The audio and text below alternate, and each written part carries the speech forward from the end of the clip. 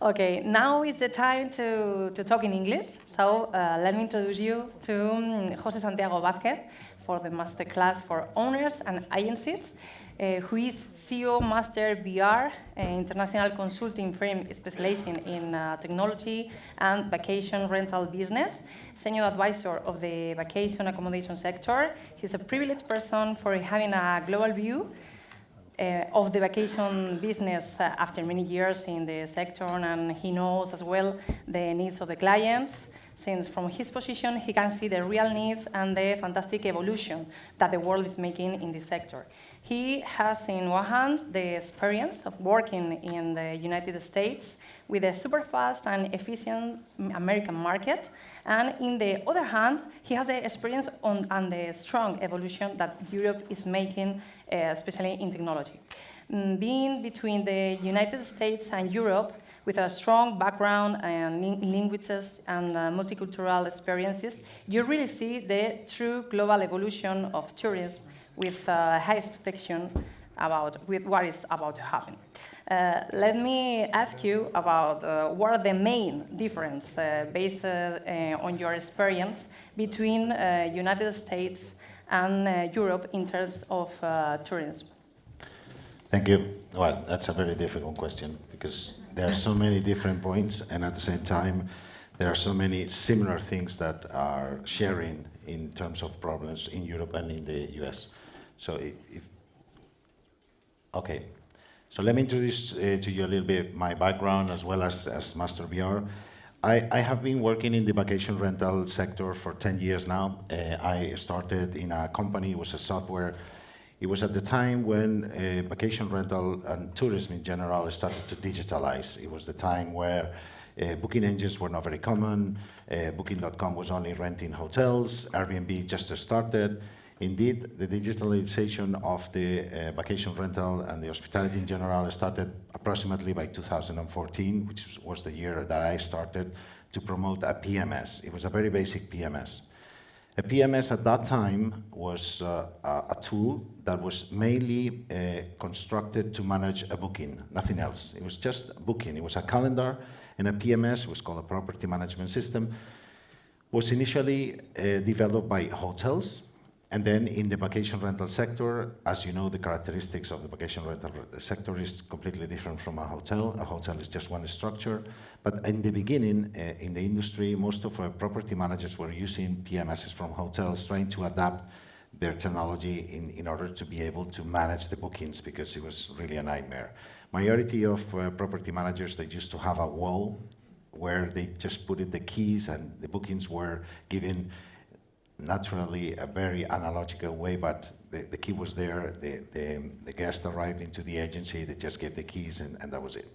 So they were using this very basic initial technology. If you can go on the next slide. Our company is specialized on education and training, because I think that after 10 years in the industry and attending a lot of events, listening to a lot of speakers, being in contact with a lot of property managers from so many different places in the world, not only in Europe, but also every country in Europe has a different reality, as well as in the US. Different states have different realities, also in the Caribbean and Latin American. And after all that, I just found out, and it wasn't very hard to find it, that there is a huge, strong need of education. And this is why the main focus of our company is to start educating and training on something that it does not exist in the sector, is the standards. Hotels in general, they do have standards. They do have academy, and they do have training lessons where students can go to the university and learn hospitality in general. In our sector, because of the origin of our sector, this doesn't exist. And the goal of our company is to try to help the sector by bringing the first steps to start creating these standards. But this is very complicated, and you're going to see now why. But we want to do it with the sector. We don't want to be some kind of illuminated body that comes and says, these are the standards. No. We have a whole picture. We want to collect this picture. We want to get these pieces in a big puzzle and start working with the property managers to start making these standards really affordable in one hand, and secondly, with a logic. It must have a logic. So next one. So this is a question, a very interesting question. Quo vadis vacation rental? The evolution of vacation rental is being very unpredictable, but it has one thing, I would say, in common in all the phases that we have seen in the last 10 years, and it's called technology. This is why here is the future of vacation rentals likely to continue evolving. There's no doubt it's going to be evolving. And there are three parties that makes this evolution. First one is technology. You cannot evolve if technology does not support your idea, your vision, which is based mainly on travel trends and customer preferences. I think that the center of the system, why we all do vacation rental, is to please a customer, a traveler, with some needs. If we don't have the technology to do so, it's going to be harder. And I think that the speed and the quality of the tourism that we are seeing in different countries, in different areas, depends on the technology they have to do so. I think this is a very logical thing. Next, please. So what to do in vacation rentals? Next. This is a list that explains the complexity of vacation rental. When you talk about vacation rental in general, we all see vacation rentals, yes, but we have 4 clear segments. One is sun and beach, another one is an urban, another one is mountain rural, and the other one is ski resorts. On every single segment, you have different things to do because they are different. I mean, travelers, when they go to the mountains or they go to urban, they do need different things. And according to this is what it makes all these different technological needs as well. So this is just to give you an idea how hard it is to define vacation rentals, because it's all of this. And if you put all of this together, you have a very confusing message, which is also what you see today in the market. Next. So the typical vacation rental agency, almost worldwide, there are so many differences. We do classify them by 3 types. The typical startup one, which is someone who has started a business and they started with 4 properties and then they start growing, or has a friend who's got different apartments, and they start introducing themselves into the market. The second one is a property manager who's been in the business for a long period, like 7, 10 years, but has not evolved, has stayed on his comfort zone, has not applied new technologies, and they are all doing the same. I think is one of the biggest. And the third one is the typical company that is a top-notch company that is really on top of offering services, they're using technology, they're really evolving. Those are the ones who inspire other companies to keep on moving. So after these 3 sectors, normally in general, there are family-owned companies. They have learned from their experience. I used to use this symbol, I put there, and where's the wind coming? They do try to respond to needs from customers, and they do actually organize themselves according to their experience. It's totally okay. The problem is when you start looking into those results. Is this optimal? I mean, are you working in the proper way? Are you making the profit you may have to? Or are you really pleasing your customer needs? Previously, it was one conversation, and I on the first round table, and I'm taking advantage, I have the mic to answer. It was a question from Roberto, what can we do against bad reviews? Well, actually, 90% of companies do not have the services of a lawyer to set up their conditions. When you rent your property, you have a service contract with a guest. If there is no conditions on this service contract, anybody can complain. But if you have your service clearly marked and they accept the service conditions, when they come out with a bad review, you can always come up and say, no, this is not according to my service or the contract I signed. It's not about what you think, it's about what we agree on our service contract. So these are kind of things that we need to step on in the sector. So a way to prevent bad reviews is to have legal, correct legal clause on your contract service. So when you develop your own tools to run your company, you'll have to take into account that there is some standards you need to do. And some of them, they do not follow protocols or standards, and most of they have direct contact with tourists. In reality, they are not specialists on train and tourism. There is, I would say, and this may not be very fair, but it's always, when you compare, you're always unfair, but the difference between the United States and Europe, it's that sometimes in Europe, when you face some property owner or a property manager, you as a customer, you make a comment because you are not happy with what you just found. And sometimes this property manager or property owner gets it personal and comes back to you in a very rude way. And this is very uncommon in the US. In the US, when you get to somebody and say, look, I didn't like that, and say, oh, first they say, I'm sorry, very humble. Sorry you didn't find this the way you like it. We take notes, we truly take notes, and we are going to improve it. It's on their mind. They are really very much service-oriented in the US. Obviously, this is something cultural, I think, but it's something that we also need to take into account, that when we are treating with tourists or travelers, we have to get some train, and we have to also to get some cultural mission and vision of the company. You have some employees, these employees, they don't know how to deal correctly with a customer, and sometimes the customer is not right. The customers are not always right. That's a really good slogan for the 60s, but not anymore. I mean, the customers, they also have to appreciate the job you do, and they need to be grateful to you. But you have to be also, you have to have the right attitude to deal with a customer. And this isn't very common sometimes in some markets. Next. So what about standards? The standards, and as I said, the sector, and due to the segmentation, due to the dispersion in different profiles, lack of standards, and so far, no one has dared to point out the most important ones. And the reason why no one has dared it is because it's very confusing. And this is part of a Master VR's vision. We know where the problem starts, so we're going to try to help people to find their way. So, next.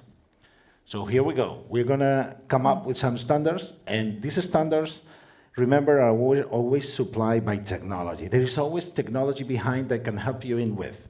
And these are, the ones we're going to see right now are very basic standards, so anybody can do it. It's only a question of finding out how to adapt it to your company. First, okay, the cleanliness and hygiene. Okay. Well, in my experience, apart from being in the industry for so many years, I always stay, I used to, now it's changed, and can come back later on about why, but I always used to be, or stay in properties, in apartments, villas, etc. And I have always seen a very huge different way of finding the property, clean or not really clean, but sometimes people don't have these standards very clear. They don't write it down on their vision. They don't really train their employees on what are the standards of cleanliness, of hygiene. Next. Safety and security. I think I cannot read it correctly, but I think you all can do, so I will not read it. But I always put in the end is like, how many companies do this standard? This is for you to understand if you guys are doing this correctly or not. You may have some kind of this, but are you really going deep, going in a way that you really want to be the leader on the industry compliance with this kind of safety and security rules? I mean, do property managers really care about the security of their guests or not? Is something you have on mind? These are always questions just to get you to know that there's a lot you can do to improve your performance and also your results. Next. Comfortable accommodations. Here there are so many different properties, and I don't know, I may want to ask you, how many of you change the mattress of your properties regularly every 2 years or every year? And any of you change regularly all of them with no questions? Or do you just wait until some customer makes you may have a protocol, and this is very important, on maintenance and cleaning, where you see that something is wrong, you change it. But some people don't change it. So, and it's important as a guest, when you enter in a house, you see clean, safe, and at the same time, you lie on the bed and the mattress is comfortable.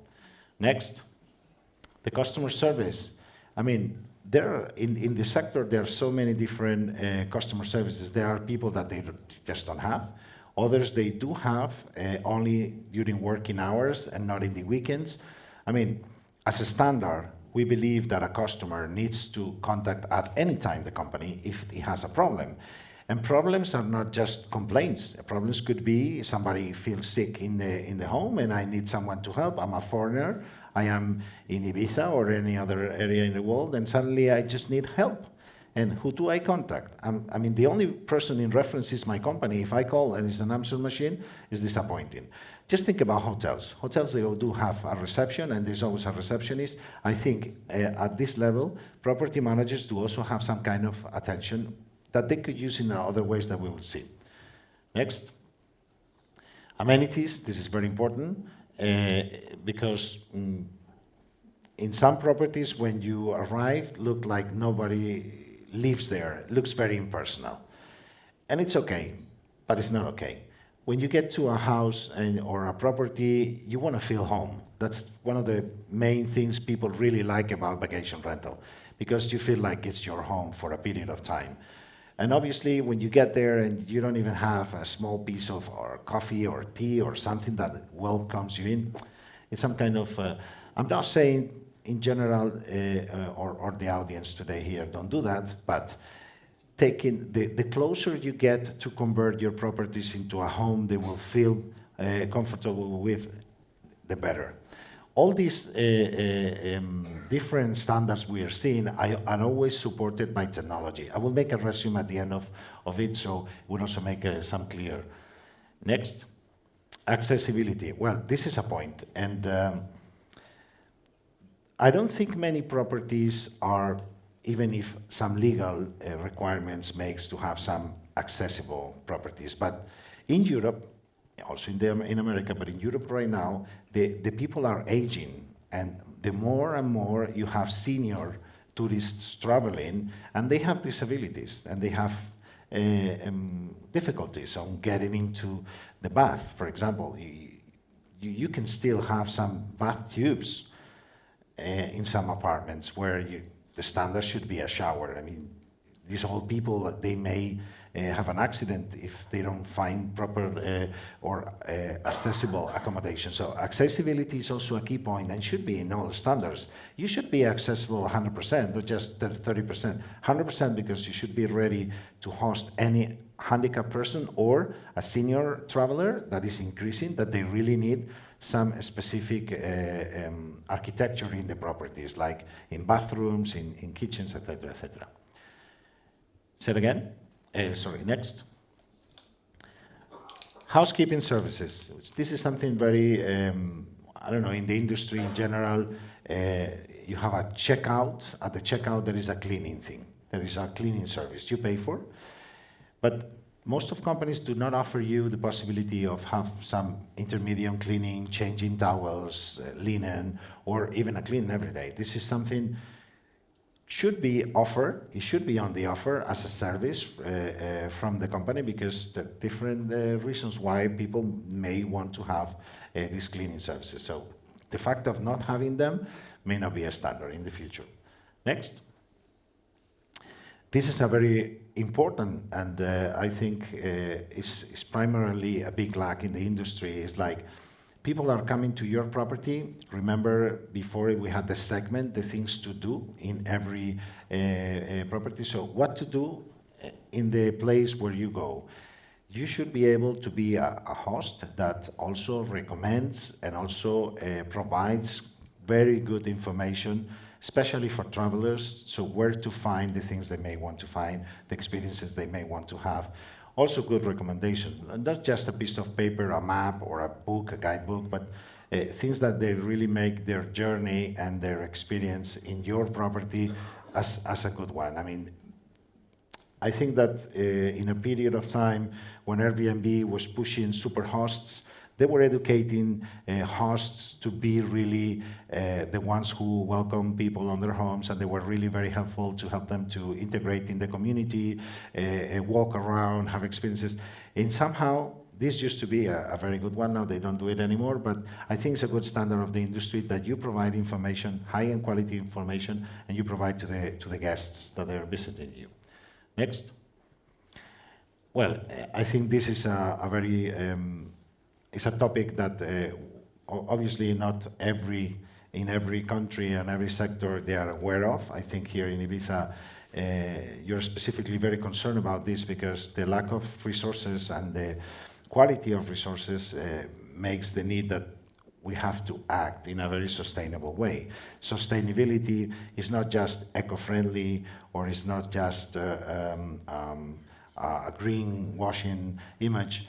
It's a need. We need to start using our resources in a very intelligent way, because they may not be there tomorrow. So if we do it sustainable, at least we will keep the source of our business for a longer period of time. So it's not just an ecological thing, it's because we also need to prevent our business to disappear.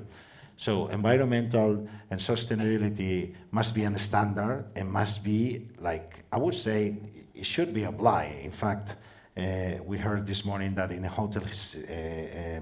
hostel sector, they have forbidden already something, and it's totally fine. I mean, there is nothing wrong getting to a house and have on the wall a disposer of soap or gel. There's nothing wrong with that. I mean, it used to be cool when you had this mall because you could bring them home with you, but it's nothing wrong that you have a disposal of soap, same in the kitchen, if it is more friendly, and as it was said this morning, they save 1.5 tons of plastic a year. If all of us do that, it's definitely going to be helpful for the environmental, but also for our economy. Next. Quality and control, feedback, that's something very important. We were talking this morning, you guys were talking about reviews. I think it's very important you ask. Definitely the best source of information you can have is your guests. Your guests, they can tell you did right or wrong. There is nothing wrong on being wrong once. If you're wrong twice, then you have a problem. But if you do something wrong, but you have the best intention, customers will definitely understand that you have a room for improvement. But if you don't ask your customers, if you don't check the control of how was your stay, did you find everything okay? Was the rooms clean? Did you see anything missing? That's the best source of information for you to improve. And no everyone has these kind of protocols during the stay and after the stay. They just wait to go to Airbnb and start to put a review, while you can do it on the first. You can say, look, this is our 24-hour phone. If you find anything that you need to, or you don't find something you really were expecting, please let me know, and I will try to do my best if service is really your concern. So security and control, quality control is very important. It's the biggest opportunity you have to improve your business. And some people, for some reason, they don't understand that. But I think it's a key to keep on evolving and progressing in the sector. Next. Licensing and compliance, obviously. And in this morning, there was something said here about the intrusismo, which are really bad competition. I think it's very important to respect the law in order to point. And I think someone said this morning, and I was totally right, the authorities must follow those who don't comply. But first you need to have people to comply. So in that sense, compliance, the law is very important as a standard in order to ask the administration also to do their job and take bad competitions out of there. Next, please. So one suggestion we have for the sector, and we are also exploring, so we love to have a feedback from you, and I will really appreciate your feedback. It's, in the future, should we have vacation rental based on quality, say like in hotels and stars? Is it fair, for example, when you make an investment in your property and you are some kind of comfortable, even luxury, is it fair that you are comparing a platform, same level, even same price? So you're making a great investment to have a greater experience, but in the end, some travelers, they're really tricky about, they don't really know what to expect, so they almost have the same price, and they choose the lowest price. Is that fair as a competition? Should it be a way to, for example, classify your properties by stars? Then we should talk about what will give you 5, what will give you 4, but somehow, shouldn't it be a way to start also finding quality in the sector? Next. These are the programs we have at Master VR that are helping us to orientate some of our customers and potentials in terms of education. So we have prepared some programs. These programs are based on our experience and also on our vision about how to improve business. So there are, in one area are business programs, in other are technology also, technology that help you to run and do your business better. Next. Okay, this is our QR codes. You can find my contact details on this QR code.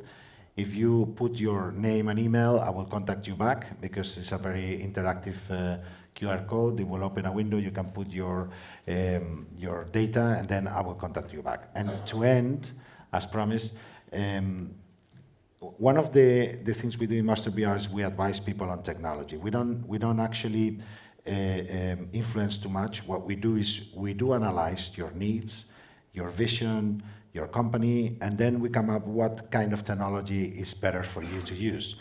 Because today, and this is very unfortunate as well, we have, in the last 10 years of evolution of the sector, we have a lot of technology running around.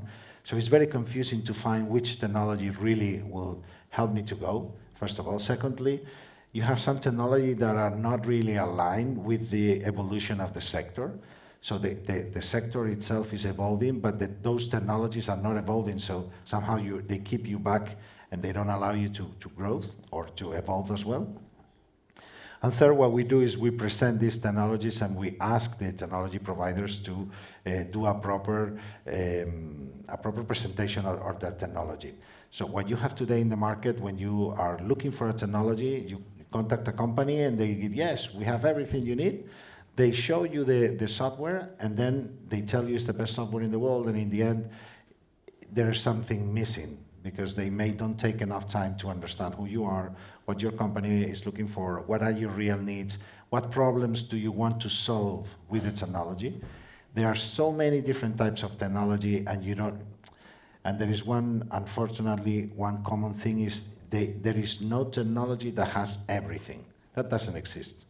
So you need to find the one who really gets closer to your needs and the one who really solves your problems.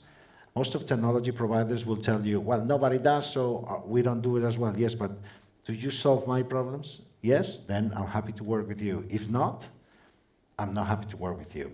Another thing that we have seen, and this is very common in the sector, is most of technology providers, it's hard to be a technology provider. To be honest, to develop a software, trying to be universal, trying to help everyone is really hard. And software is just line codes, and what you are preventing is behaviors and solutions. It's hard to do so, but at the same time, you have those who really try hard, that are very well identified.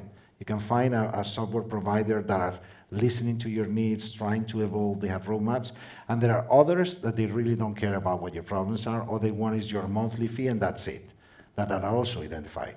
Our job a little bit somehow is to advise property managers and let them know which ones have a future and which ones are looking into the past.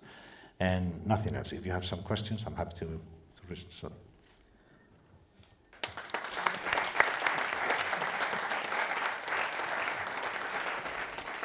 Thank you, Jose. I'm sure that we have many questions for you. I have one from the competition law, that we were talking about the problems or the dangerous problems from Google searches, and I think it's interesting to compare the practice, the main problems in order to search for a vacation rental, and I don't know. Yeah. I think now one of the biggest issues we have in the industry is the uncontrol of algorithms. Algorithms today in Airbnb, in Booking, in all meta searchers are some kind of uncontrolled. So if I get, for example, my phone and I try to look for a place to stay today in Ibiza, I will get a range of 160 to 300. They know me, they have my historical bookings, they know where I search, and they also see which ones I click on favorites, which ones I look. So they know my profile, and they give me some kind of, which is somehow is fine. But as a professional, when I travel, I sometimes rent properties with my colleagues. So if I am traveling with my team, we normally get a house, so we all together in the same house, we share a house, so the price is higher. But if I am traveling on my own or with my family, we are less people, so we need less conditions. At that point, they distinguish. So they said they do it because they want to please you on your needs, but in the end, they are classifying you. If you do the same search on an incognito mode or with a VPN from the United Kingdom or Germany, which are the biggest markets, they are much more competitive in price. So you see different properties with more or less same standard. There you don't have the stars standard, that's why we ask, but you have a different response. So this is affecting a lot competition. They, in the past, Booking.com was asking to customers to put the same price as they had in their platform. It was a law for them. It was one company, hotelier company, a group Accor, who went into the European Tribunal and won a demand against them because they said, I don't have to have the same price in your platform, same as me. Tribunal said, you're right. From then they changed. But now you see that even if you don't have the same price in your property, in your website, same as you give to them, they will not show you as much as if you have the same. But today you start seeing how Booking is offering 10%, 15% discount of your property for your own price, so they're competing with the commission against you. So that's not fair, that's not competition. Algorithms are doing this, but that's not fair. And who can tell today, Booking.com, I don't want to work with you? I mean, most of us, we do depend a lot on the platforms, but they are evolving. Definitely, they are applying new technology, and sometimes it's good, but sometimes it's not fair. And it's not fair to ask somebody to keep a price for you and then come up and discount your own commission in order to get the customer from you. So that will be one of the things. That's a reality. I think that there will be a response in the market. There will be some probably industry software providers that will start working tools to fight against this situation, because there are very little number of property managers that they have a decent, let's say 20-25% of bookings from their own websites. The majority of people, they have 90-95% of bookings coming from OTAs, and somehow it's a bit unfair. Thank you so much. As you told us, the law is a standard, so we have a challenge, no, to be protected. So, you have any question? Hello, good afternoon. Marilee Carr from Under the Doormat Group. Jose, you talked about how the OTAs are actually cutting and undermining companies, but how many PMSs are actually set up to help the property managers distribute on their own websites? Very little ones. That's a standard answer will be almost none of them do that. Almost on the PMS, they have a website that will give a specific tool to the property managers to sell and promote their own products. And why is that? Because I know of some PMSs that do and see that as part of the offer that you're actually giving to a company, because at the end, a PMS should be helping a company drive their business forward and deliver better results as a company, not just selling a technology. So for me, that's an interesting one that in terms of market evolution. And do you see that changing? I don't really see that changing. It goes in the opposite way. The OTAs are now starting to fidelize the PMS connection by giving them some badges like super partner, etc. And what they are doing, they are somehow fidelizing them in order to use their channel to feed their needs in their platforms, instead of allowing them to move on and give tools to, let's say, compete against the OTAs. So the truth is that, unfortunately, and they get paid for that. So that's why they don't. I mean, it may be a conflict of interests.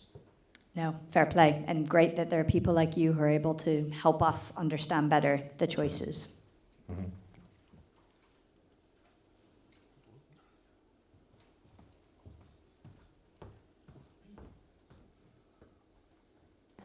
Well, thank you very much for your presentation. We really appreciate all your advices. I think it's very helpful. One of the things I would like to know is that, you know, that since a couple of years ago, We have direct flights from the States to Mallorca, and I hope to Ibiza too. I think it's with American Airlines. So what do you think that the American client is expecting and he doesn't get in the islands when they get here? I mean, is there a big difference between what they get in the States and what they find here with the vacational houses, especially? There are huge differences. I think that before you are ready to welcome American tourists, you need to understand American culture and you need to understand the American needs, the standards of tourism in America. In America, everything is about service. People get tips because they did a great service. And people also get emotional tips. So you are in a restaurant in the US, somebody really is cool and comes up to you. Let's just put an example. Sometimes you are in a restaurant and you ask the waiter, what's the best thing to have here? I say, everything is fine. That's not an answer. When you ask a waiter, give me the best food I can have in here, you are asking a recommendation. A waiter, a professional waiter, will come up and say, what do you like, fish or meat? And then will start interacting with you and will giving you the best tip he can. And according to that tip, you will give him a tip and you will thank him. That's how it goes in the US.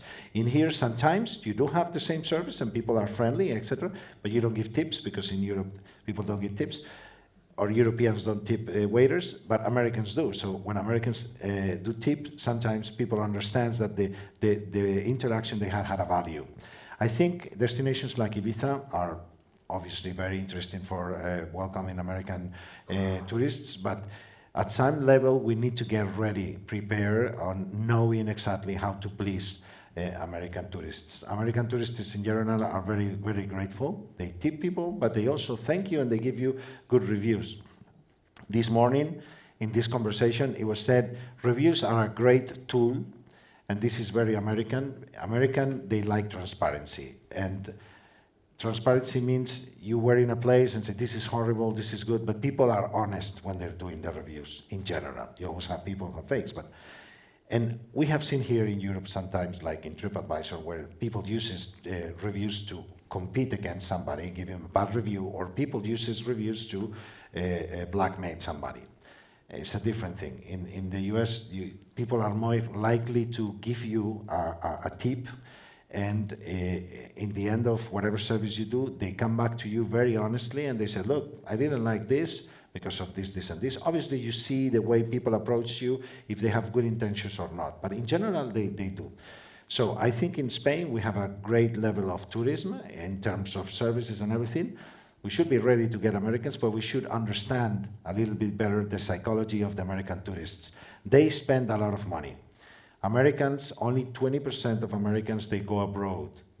Most of the Americans, they stay in the United States because it's a huge country and they have a lot of things, mountains, beach, have everything. And indeed, not all the Americans have a passport. I mean, it's something really weird to find somebody who's got a passport, only the ones who travel. The ones who travel, they spend a lot of money, they don't mind paying, but they want a good service. So this is the only, I would say, things that we need to get in mind before we receive American customers. Thank you.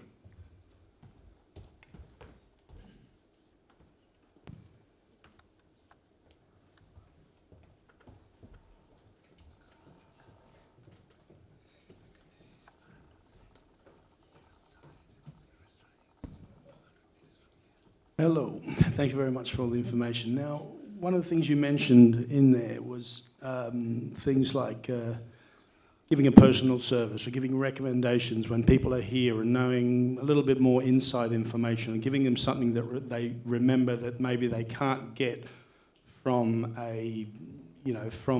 Google, from somewhere, something that's local to what they are or where they're staying.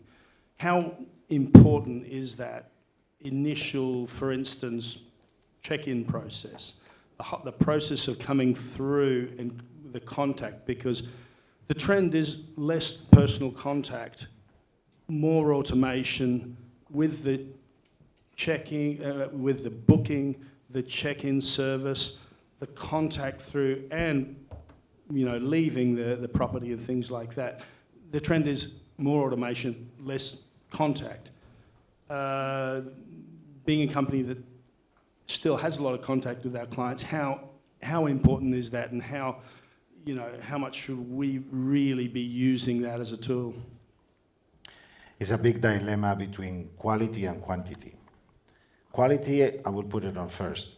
The way how to solve quality when you have quantity is technology. You can use the technology to do it. Maybe not in a very personal way, like a personal check-in that you could do, but it's very costly. But you can provide, with some technologies, instant communication like WhatsApp or chats. You can have an app, or you can use one of the technologies that today they approach your conciergerie apps that they approach to your customer.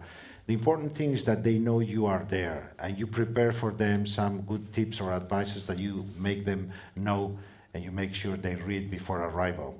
And in the end, I think even if you don't need to be there, the fact that they know that you are there is already okay. So they know that they can contact you at any time. If you don't have that service to be a real host, in the end, this host may not recommend you. But if you have done a good job, when they go back home and they talk to their friends, everybody likes to share their experience. They said, and we had a host that was really fantastic. He was taking care of us, and anything we needed, they helped. So that's your mission. Your mission is to conquer his heart and also to conquer his satisfaction. So I understand totally what you said, and it's because it's hard. But I think technology is the answer. Technology will help you to get closer to them.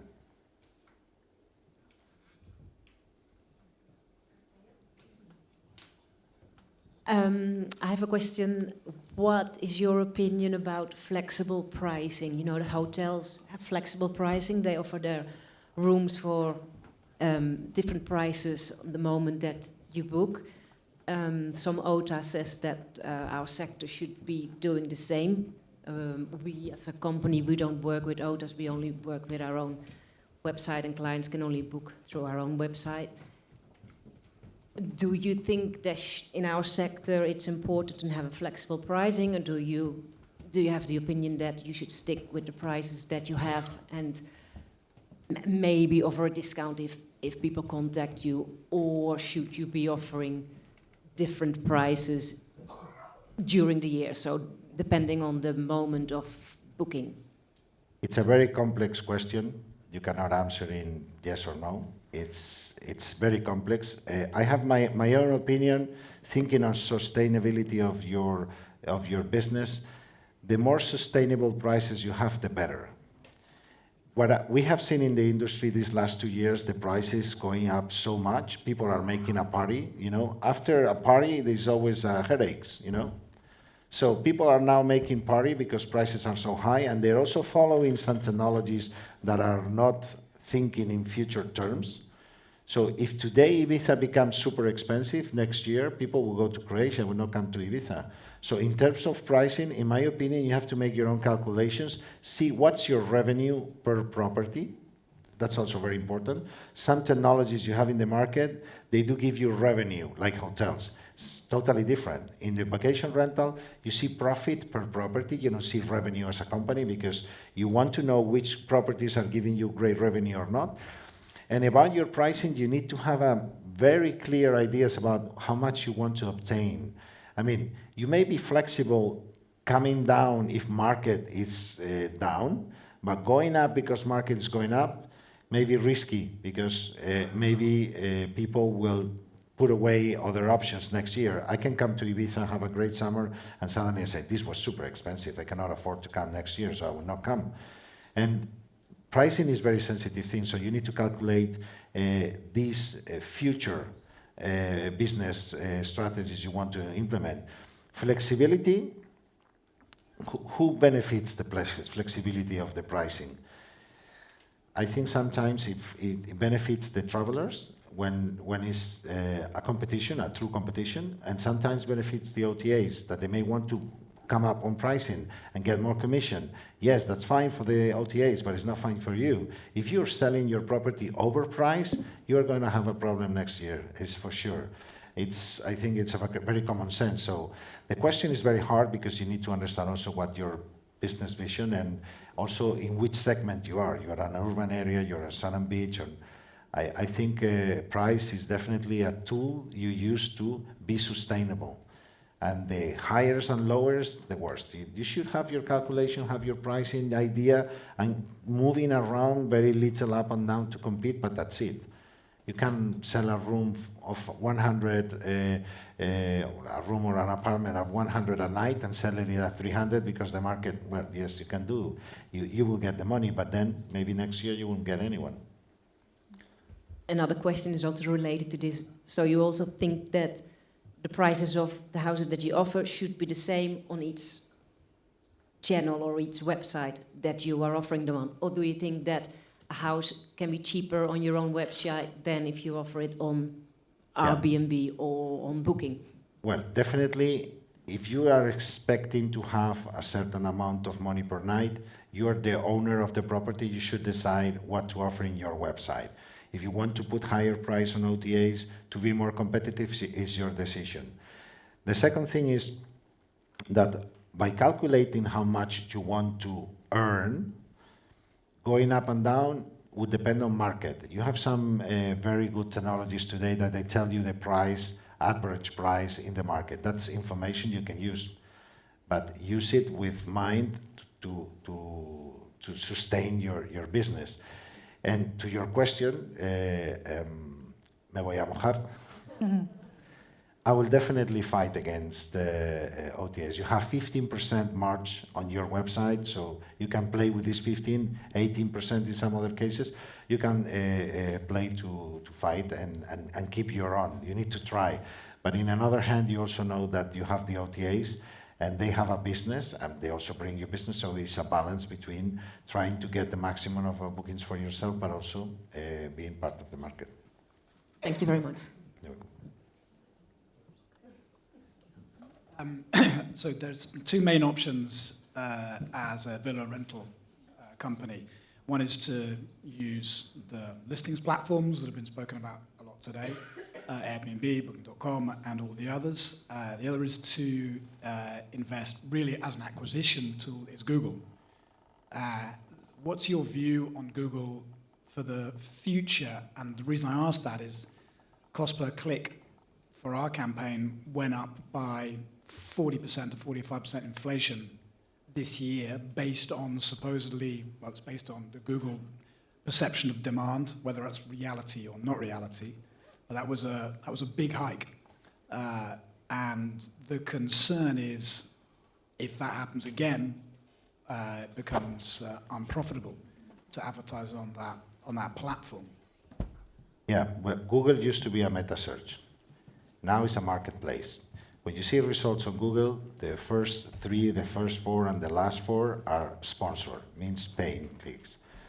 If you are hiring the services on a digital market expert, you can get a pretty nice ROI, pretty nice. Not really optimal, but sometimes a click may cost you 75 euros, 100 euros, but then you obtain a booking. Not always.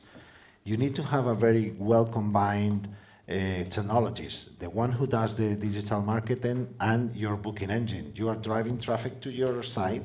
You need to be sure your site can convert that traveler, and you have everything this traveler is looking for. So you really need to optimize your digital marketing.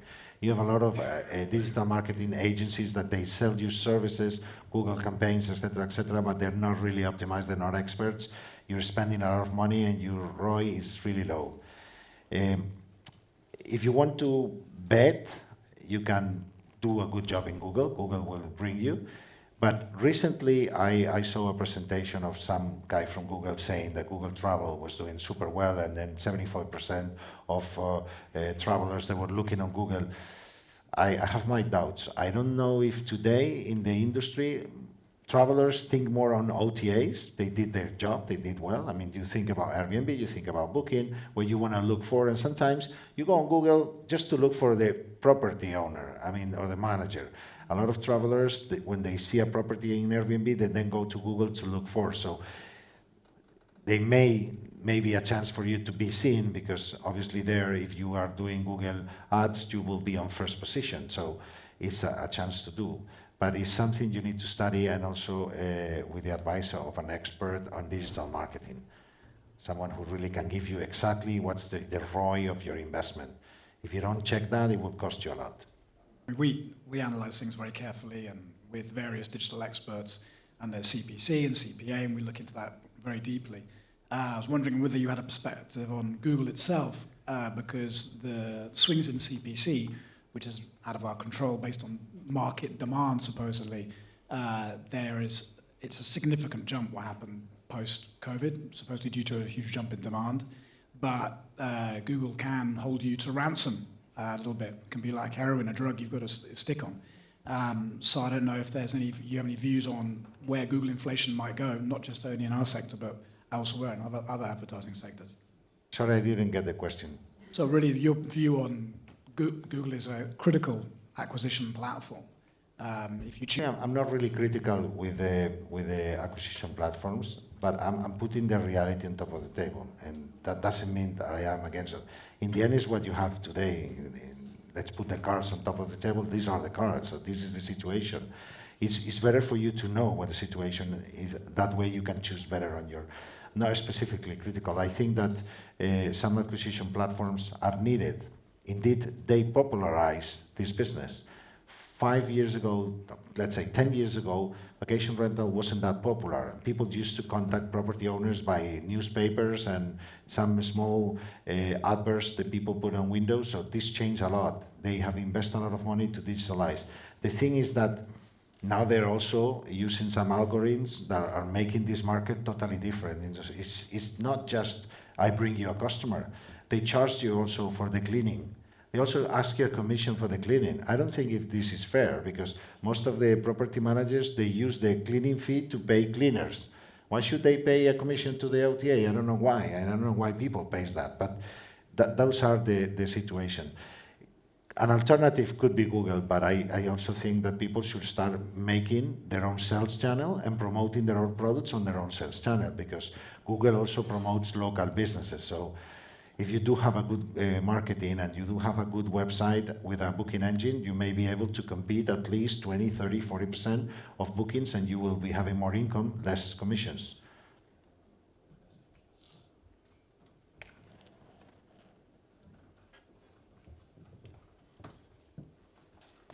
Thank you. Thank you very much. Thank you so much. Thank you. Welcome. Okay. So I have, I think we finished. So see you on, a ver, this afternoon in 3 hours, I think.